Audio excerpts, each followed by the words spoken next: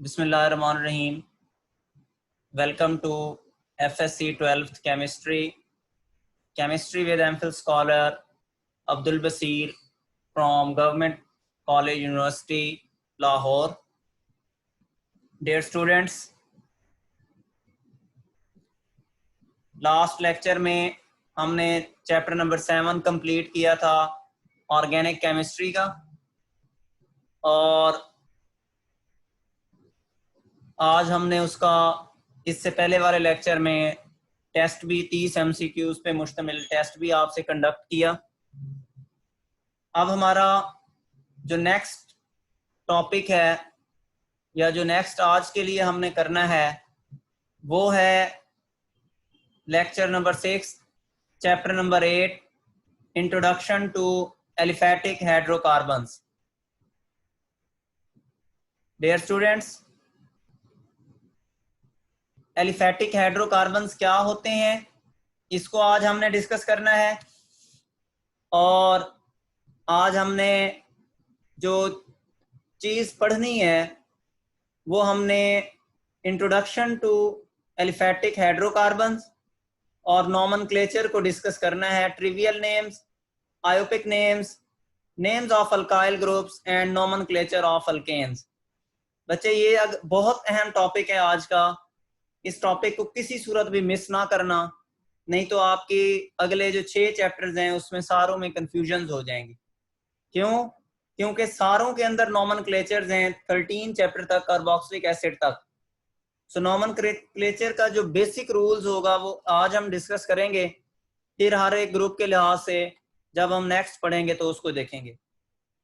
सबसे पहले आज हम अपने लेक्चर का आगाज इंट्रोडक्शन से करेंगे कि introduction of to aliphatic hydrocarbons.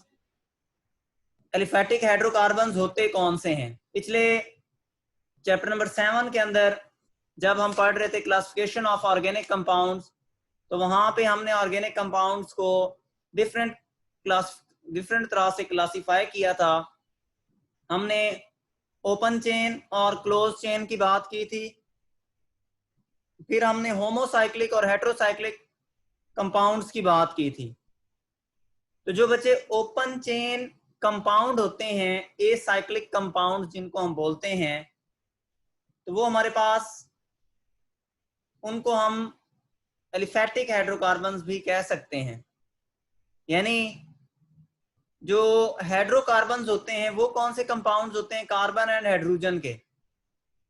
अब आपको पता है कार्बन एंड हाइड्रोजन के जो कंपाउंड्स होते हैं वो काफी ज्यादा मिकदार में होते हैं, काफी ज्यादा क्वांटिटी में होते हैं, काफी ज्यादा तादाद में होते हैं।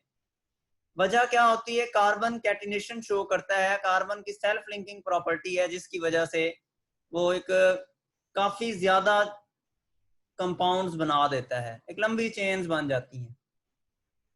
एलिफैटिक हाइड्रोकार्बन्स के अंदर हमने 3 चीजें डिस्कस करनी है इस चैप्टर के अंदर। एक हमने अल्केन्स को, एक हमने अल्कीन्स को और एक हमने अल्काइंस को। और ये हमने ओपन चेन कंपाउंड्स डिस्कस करने हैं, जो ओपन चेन्स होंगे, स्ट्रेट चेन और ब्रांच चेन जो होंगे। अब हम डिस्कस करने जा रहे हैं नेक्स्ट, सैचुरेटेड हाइड्रोकार्बन्स कौन से होते हैं। ये इंट्रोडक्शन के अंदर आपको, हाइड्रोकार्बन्स के इंट्रोडक्शन के अंदर ही ये आपको पता चलेगा। ऐसे हाइड्रोकार्बन्स जिनमें कार्बन की वैलेंसी सिंगल बॉन्ड से सेटिस्फाई हो। कार्बन की वैलेंसी कितनी होती है? 4। तो अगर 4 वैलेंसी सेटिस्फाई हो सिंगल बॉन्ड से, तो फिर हम क्या नाम देंगे उसको? Saturated hydrocarbons. सो इसकी एग्जांपल्स कौन सी होगी? Alkanes. Alkanes are saturated hydrocarbons. वो मीथेन है, ईथेन है, प्रोपेन है, ब्यूटेन है, हेक्सेन है, हेप्टेन है, ऑक्टेन है, नोनेन है या डीकेन है। तो जो भी होंगे हमारे पास अल्केन्स जितने भी हैं, चाहे वो आइसो अल्केन है, नियो अल्केन है या नॉर्मल अल्केन है, वो सारे हमारे पास क्या होते हैं? सैचुरेटेड होते हैं। यानी सैचुरेटेड का मतलब क्या हुआ? सैचुरेटेड का मतलब ये हुआ कि कार्बन की वैलेंसी अगर सेटिस्फाइड हो सिंगल बॉन्ड से, या फिर अगर सेटिस्फाइड हो सारे के सारे साथ में हाइड्रोजन लगे हों तो उसको हम क्या कहते हैं, हमारे पास एलिफेटिक हाइड्रोकार्बन्स कहलाते हैं। उसके बाद नंबर 2 पे हम अगले नंबर पर डिस्कस करने लगे हैं अनसैचुरेटेड हाइड्रोकार्बन्स। सैचुरेटेड में क्या था, कार्बन कार्बन के दरमियान सिंगल बॉन्ड था। अनसैचुरेटेड में क्या होगा, कार्बन कार्बन के दरमियान डबल बॉन्ड होगा। हमने पढ़ने तो सिर्फ हाइड्रोकार्बन्स ही हैं इस चैप्टर में, हाइड्रोकार्बन चैप्टर का नाम है, सिर्फ हमने कार्बन और हाइड्रोजन के कंपाउंड पढ़ने हैं, उसके डेरिवेटिव्स किसी के नहीं पढ़ने। सो अगर कार्बन कार्बन के दरमियान डबल बॉन्ड आ जाए या ट्रिपल बॉन्ड आ जाए तो उसकी वैलेंसी सेटिस्फाई हो डबल या ट्रिपल बॉन्ड से, सिंगल बॉन्ड से सेटिस्फाई ना हो तो हमारे पास अनसैचुरेटेड हाइड्रोकार्बन्स कहलाते हैं। उसकी दो एग्जांपल्स हैं, अल्कीन्स और अल्काइंस। अल्कीन्स ऐसे ऑर्गेनिक कंपाउंड्स होते हैं, ऐसे हाइड्रोकार्बन्स होते हैं जिसमें कार्बन कार्बन के दरमियान डबल बॉन्ड मौजूद होता है, और अल्काइंस में कार्बन कार्बन के दरमियान ट्रिपल बॉन्ड मौजूद होता है। तो यानी अनसैचुरेटेड हाइड्रोकार्बन्स कौन से होंगे, अल्कीन्स या अल्काइंस जिसमें डबल या ट्रिपल बॉन्ड मौजूद होगा।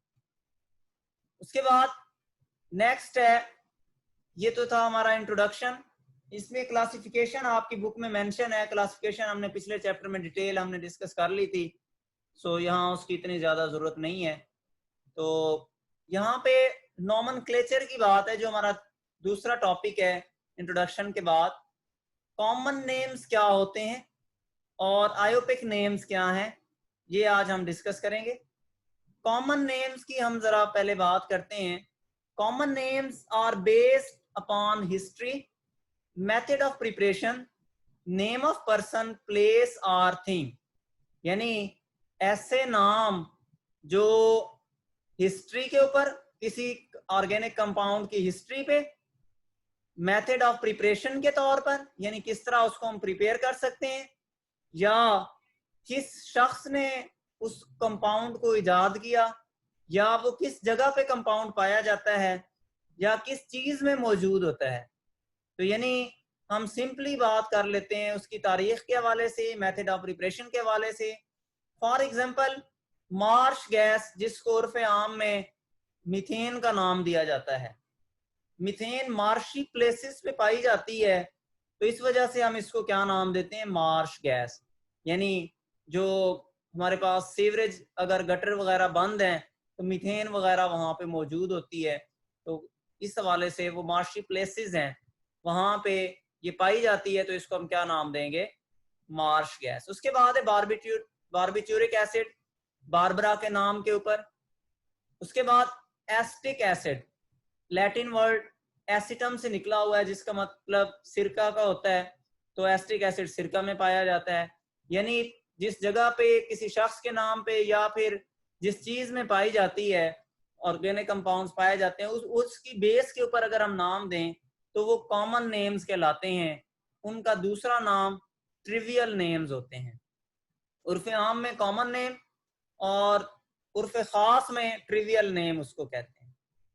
अब उसके बाद नेक्स्ट है हमारे पास कॉमन नेम के बाद, अब इसके अंदर एक और चीज है, वो अगर मुझे मिल जाती है, ट्रिवियल नेम्स। इसमें प्रीफिक्सेस जो हम यूज करेंगे, प्रीफिक्सेस का आपको पता होता है, किसी ऑर्गेनिक कंपाउंड के जो रूट वर्ड होता है उससे पहले जो चीज लगाते हैं, अगर नॉर्मल या स्ट्रेट चेन होगी यानी प्राइमरी और सेकेंडरी कार्बन्स होंगे तो उसके लिए हम प्रीफिक्सेस एन यूज करेंगे। अगर ब्रांच्ड चेन में टर्शरी कार्बन होगा तो उसके लिए आइसो। अगर ब्रांच्ड चेन में क्वार्टररी कार्बन होगा तो उसके लिए हम नियो का लफ्ज प्रीफिक्स यूज करेंगे। फॉर एग्जांपल ये आपके पास एक एग्जांपल है CH3 CH2 CH2 CH2 CH3। अब इसमें दो तरह के कार्बन मौजूद हैं, एक ये CH3 जो टर्मिनल के ऊपर पड़े हुए हैं, एक ये वाला और एक ये वाला। तो ये हमारे पास एक ही कार्बन से फर्दर अटैच हैं, तो इसको हम कहते हैं प्राइमरी कार्बन। दूसरे हमारे पास ये जो सेंटर में CH2 ग्रुप लगे हुए हैं, इनको हम कहते हैं सेकेंडरी कार्बन। ये भी सेकेंडरी कार्बन है, दूसरा भी सेकेंडरी कार्बन है, तीसरा भी CH2 जो है वो सेकेंडरी कार्बन है। तो प्राइमरी और सेकेंडरी कार्बन के लिए जो हम लफ्ज प्रीफिक्स यूज करते हैं, अब ये पेरेंट चेन है, ये रूट चेन जिसको हम कहते हैं, इसमें टोटल कार्बन कितने हैं, 5 कार्बन है। तो 5 के लिए हम लफ्ज पेंट यूज करते हैं, और अगर कार्बन कार्बन के दरमियान सिंगल बॉन्ड आ जाता है तो उसके लिए हम लफ्ज जो यूज करते हैं वो हमारे पास क्या होता है, वो हमारे पास होता है एन। कार्बन कार्बन के यानी अल्केन होता है, ANE। अब जरा देखें प्राइमरी और सेकेंडरी इसके अंदर कार्बन है, तो ये हमारे पास कौन सा कार्बन होगा, एन पेंटेन, यानी नॉर्मल या स्ट्रेट चेन पेंटेन जिसको हम बोलते हैं। उसके बाद दूसरा क्वेश्चन जरा यहाँ पे देखें, ये CH3 CH CH2 CH3 और ऊपर एक CH3 लगा हुआ है। अब इस केस में आप जरा और कीजिएगा, एक CH3 यहाँ पे है मिथाइल ग्रुप, दूसरा यहाँ पे है, तीसरा यहाँ पे है, यानी इसमें 3 प्राइमरी कार्बन मौजूद हैं और एक सेकेंडरी कार्बन मौजूद है CH2 वाला, यानी ये जस्ट 2 कार्बन के साथ अटैच्ड है, और एक जो है वो टर्शरी कार्बन है जो 3 कार्बन के साथ अटैच्ड है। तो इसको हम क्या नाम देते हैं, अब टर्शरी कार्बन आ गया तो टर्शरी कार्बन के लिए आइसो का नाम हमने दे दिया। इसी तरह हमारे पास इस केस को जरा हम देखें, यहाँ पे 1 2 3 4 प्राइमरी कार्बन CH3 ग्रुप वाले लगे हुए हैं, और एक इसके अंदर क्या है, एक इसमें सेकेंडरी तो इसमें है नहीं, इसमें एक कार्बन जो है वो 4 कार्बन के साथ डायरेक्ट अटैच है, तो एक इसमें क्वार्टरनरी कार्बन है, तो क्वार्टरनरी 4 कार्बन के साथ जो अटैच होता है। तो अब जरा इस केस के अंदर हम देखते हैं क्वार्टरनरी कार्बन के साथ है, तो इसके लिए हम जो प्रीफिक्स यूज करते हैं वो नियोपेंटेन है। ये सारे ट्रिवियल नेम्स यानी ये कॉमन नेम्स में ये बातें हम स्टडी करते थे। अब हम आते हैं कॉमन नेम्स में, कुछ चीजें हैं जो कि आपने याद करनी है। ये नुस्खा है, कीमिया है, ये खास नुस्खा है। अब इसमें सबसे पहले नंबर ऑफ कार्बन, फिर रूट वर्ड्स कौन सा बनेगा, फिर अल्केन होगा तो क्या होगा, ANE लगा देंगे, अल्कीन होगा तो ENE लगाएंगे, अल्काइन होगा तो YNE लगाएंगे। अब जरा देखें कार्बन, अगर कार्बन की तादाद 1 होगी तो उसको हम एथ बोलते हैं। पहले तो ये गिनती याद कर लें, ये जो रूट वर्ड्स हैं ये लैटिन या ग्रीक हैं।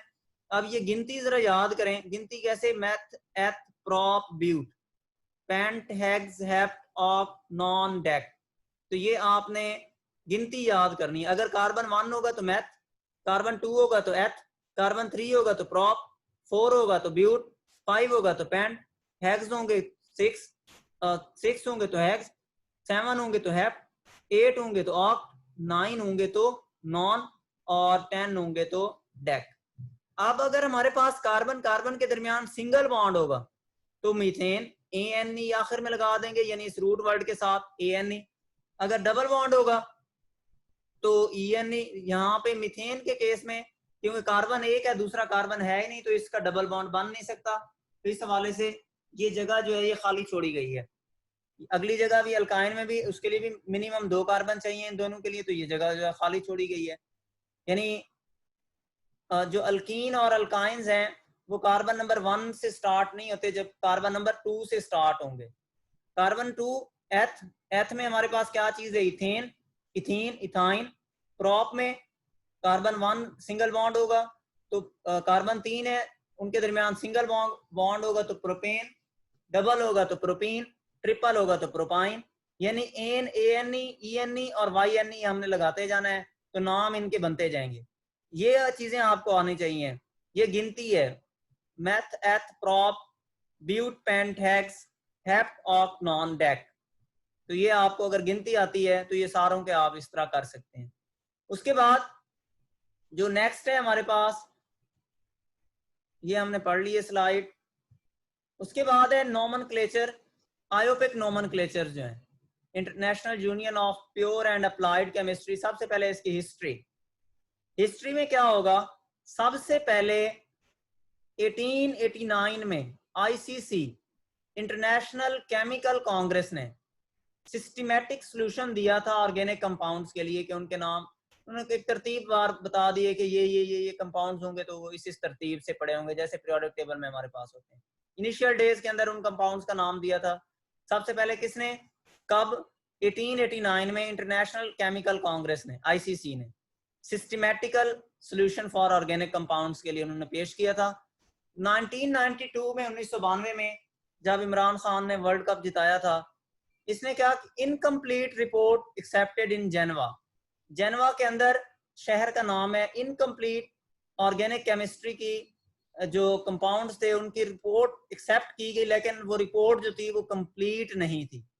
फिर इंटरनेशनल यूनियन ऑफ केमिस्ट ने, IUC ने उस रिपोर्ट को मॉडिफाई किया और उसको लाइज रूल का नाम दिया, यानी वो एक खास रूल बन गया था।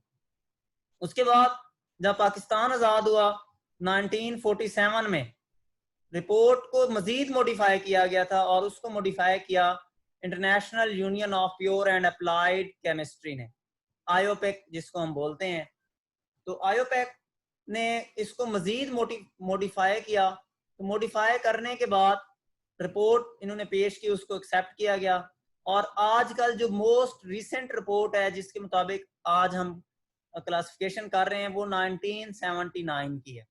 तो बच्चे ये हिस्ट्रीज MCQ वाइज और ये किस किस का क्या क्या काम है ये आपके लिए सेपरेट कर दिए हैं, आप बुक पे भी इसको अंडरलाइन कर सकते हैं। अब जो आयोपेक नेम था, आयोपेक नेमिंग है, इसका जो रूल है, इसका जो पहली बात है वो ये है कि each different compound should have different name. हर मुख्तलिफ कंपाउंड का नाम डिफरेंट हो, सेम नाम ना हो। 7 मिलियन ऑर्गेनिक कंपाउंड उस वक्त नाम दिए गए सिस्टमेटिकली जब ये रूल्स आए। आज हम उन रूल्स को डिस्कस करेंगे।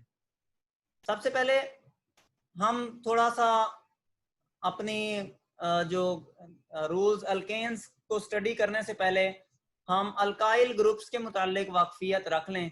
हमें पता है अल्काइल ग्रुप का, हमने पहले पढ़ा तो हुआ है कि अल्काइल ग्रुप क्या होते हैं, मैट्रिक के अंदर हमने पढ़ा हुआ है। अगर किसी अल्केन में से सिर्फ एक हाइड्रोजन रिमूव कर दें, बस सिर्फ इतना काम करना है। जैसे कि मीथेन है, CH4 होता है, तो उसमें से एक हाइड्रोजन आप कम कर देंगे तो वो आपके पास CH3 बच जाता है। अगर किसी अल्केन में से एक हाइड्रोजन रिमूव कर लेंगे तो आपके पास जो चीज बच जाएगी उसको उर्फ खास के अंदर अल्काइल ग्रुप का नाम देंगे। उर्फ आम बहुत हो चुका है, अब उर्फ खास की बात आएगी। तो उर्फ खास में उसको क्या नाम दिया जाता है, अल्काइल ग्रुप। उसके बाद इसका GF यानी जनरल फार्मूला इसका क्या है, CnH2n+1। अल्केन का कितना होता था, +2, तो एक हमने हाइड्रोजन उसमें से कम कर दिया, सो CnH2n+1 हमने कर लिया। अब एग्जांपल्स हैं, अगर मीथेन था उसमें से एक हाइड्रोजन हमने निकाल दिया तो वो हमारे पास CH3 बच जाता है। साथ में ये बॉन्ड लाजमी शो करना, जो ये बॉन्ड लगा हुआ है डैश, ये अदरवाइज ये स्टेबल नहीं होगा, तो यानी इसका मतलब है ये किसी के साथ जाके लग जाएगा। तो इसको हम क्या नाम देते हैं, CH3। CH3 is called as methyl. यानी एक बात, जो अल्केन्स थे, अल्केन में मैथ था, उसमें अल्केन में हम AN लगाते थे, तो मिथाइल के अंदर हम क्या लगा देंगे, YL, आखिर के अंदर YL लग जाएगा। अब इसमें दूसरे नंबर पर इथाइल है, इथेन में से एक हाइड्रोजन निकला तो इथाइल बना। प्रोपाइल, प्रोपेन में से एक हाइड्रोजन निकला, प्रोपाइल। इसी तरह ब्यूटेन में से एक हाइड्रोजन निकला तो ब्यूटाइल। अब ये N ब्यूटाइल है और ये N पेंटाइल है, तो इसका मतलब क्या हुआ कि ये आइसो भी हो सकते हैं और ये नियो भी हो सकते हैं। तो आइसो और नियो के केस आपने पहले पढ़ा हुआ है, तो चेन जो आइसोमरिज्म हमने पढ़ी थी उसके अंदर हमने इसको डिस्कस किया था। अब हम पढ़ने जा रहे हैं, हमारे पास जो मेन टॉपिक है वो है नोमेनक्लेचर ऑफ अल्केन्स। अल्केन्स का नोमेनक्लेचर क्या होता है। अल्केन्स, ये जो हम रूल्स पढ़ रहे हैं ये ब्रांच चेन अल्केन्स के लिए, याद रखना, स्ट्रेट चेन के लिए कोई नहीं है।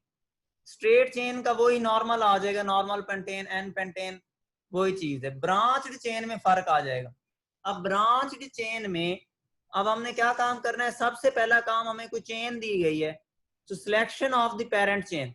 अब इसमें दो चीजें होंगी, एक पेरेंट चेन होगी और एक पेरेंट चेन को हम रूट चेन भी कहते हैं, दूसरा उसके साथ सब्सटीट्यूएंट होंगे, यानी कोई अटैच या ब्रांचेस उसके ऊपर होंगी।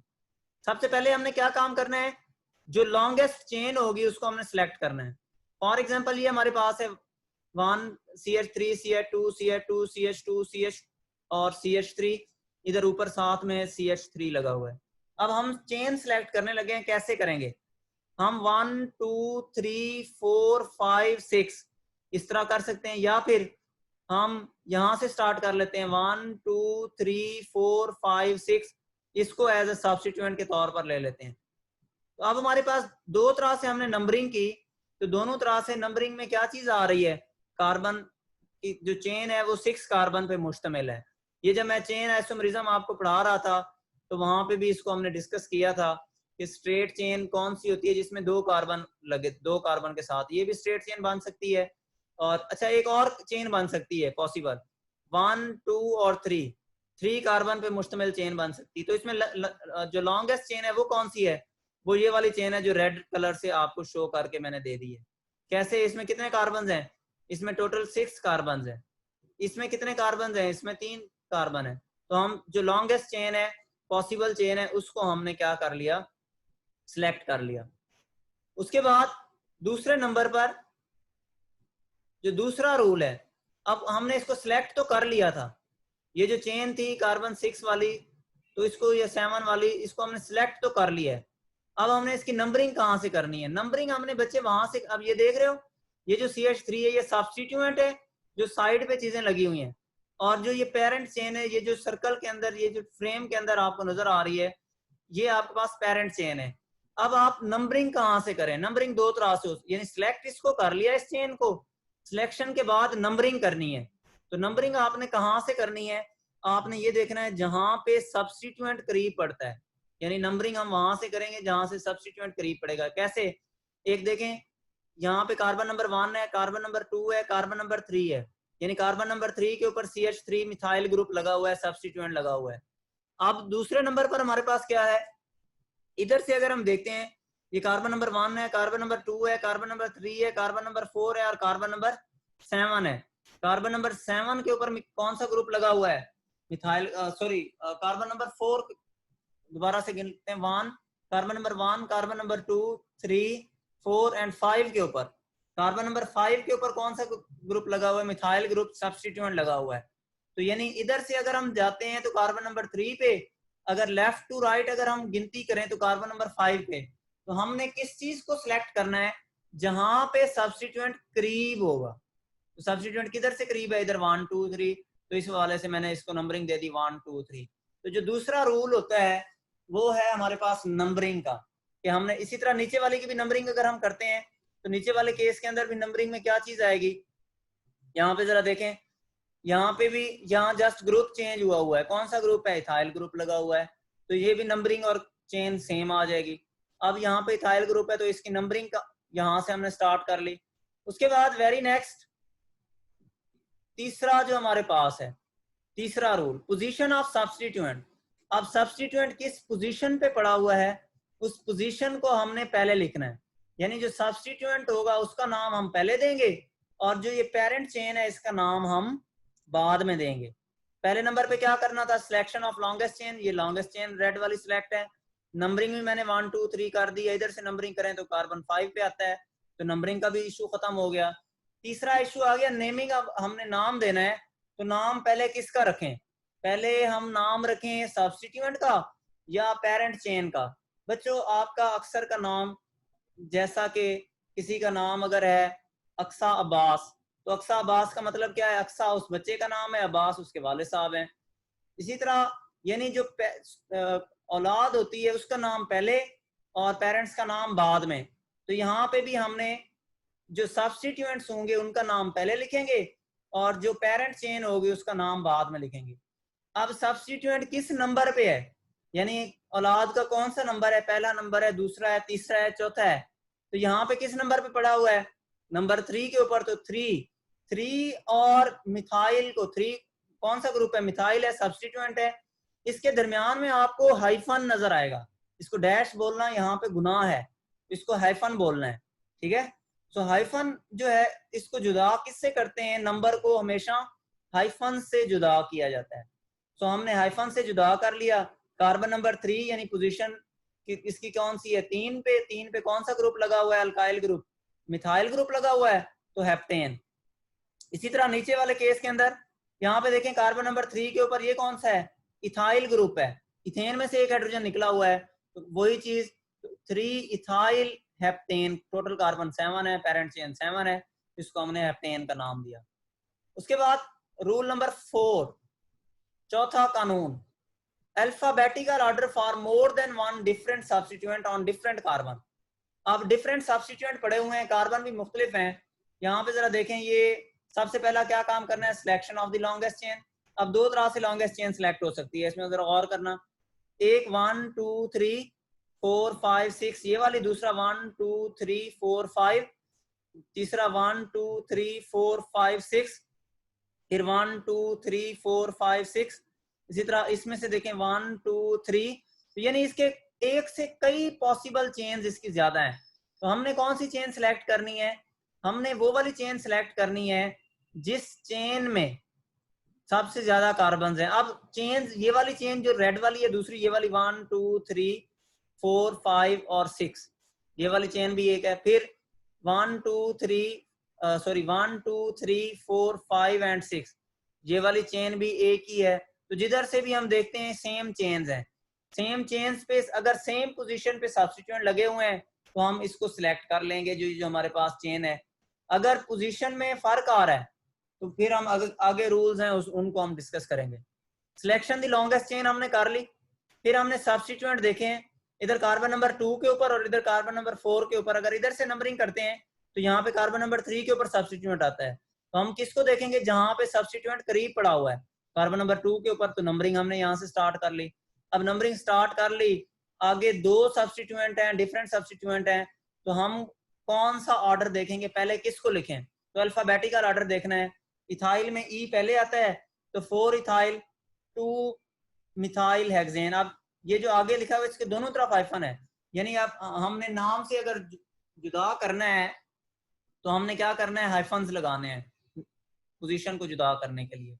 उसके बाद अगले नंबर पर है पांचवा रूल कि जब दो सब्स्टिट्यूएंट्स एक ही कार्बन पे आ जाएं तो फिर हम क्या नाम देंगे, तो उसी चीज पे अल्फाबेटिकल ऑर्डर तो होगा, तो हम उसी नंबर को दो दफा लिख लेंगे। यानी 3 के ऊपर इथाइल ग्रुप पड़ा हुआ है ये वाला, और 3 कार्बन के ऊपर ही कौन सा पड़ा हुआ है, मिथाइल ग्रुप पड़ा हुआ है। तो यानी हम double, when two substituent are present on same carbon atom use that number twice, उस नंबर को दो दफा लिखना है बस, बाकी कोई काम नहीं करना।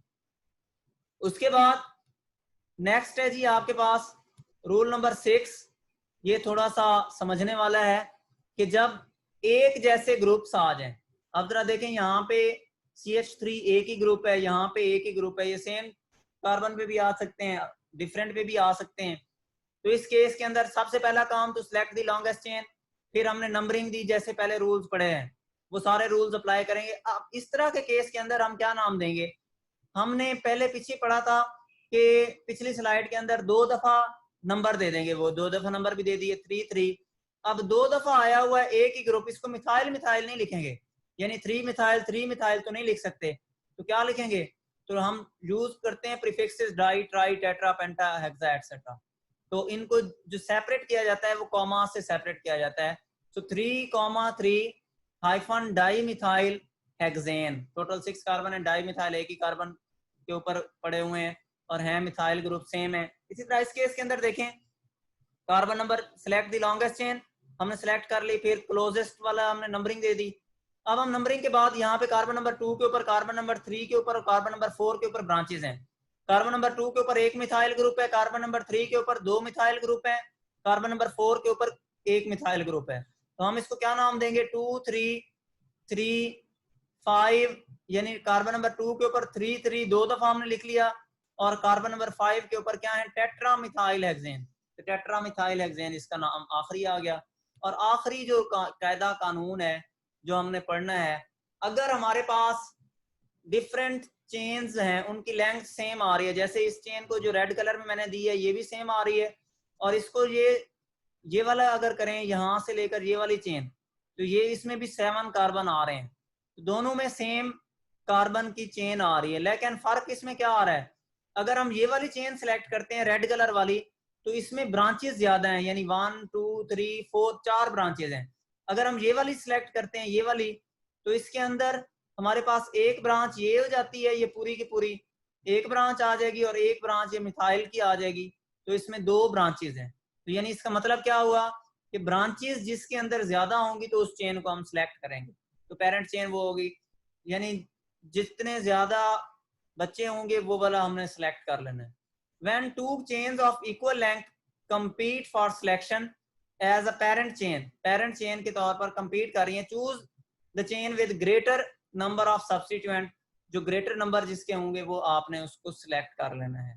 तो इसका क्या नाम बनेगा? इसकी greater number है, कार्बन नंबर 2 के ऊपर, कार्बन नंबर 3 के ऊपर, कार्बन नंबर 5 के ऊपर मिथाइल ग्रुप 3 लगे हुए हैं। So 2 3 5 trimethyl. और कार्बन नंबर 4 के ऊपर क्या है? N propyl. अब एन प्रोपाइल का क्या मतलब है? यहाँ पे स्ट्रेट चेन है प्रोपाइल ग्रुप की, तो एन प्रोपाइल हेप्टेन। तो ये हमारा आखिरी जो हमारी स्लाइड थी, तो इसमें यहाँ तक आज आपका लेक्चर जो है वो कंप्लीट हो गया है। नेक्स्ट इंशाल्लाह हम पढ़ेंगे चैप्टर अल्कीन्स की और अल्काइंस की, साथ में कुछ और देख लेंगे।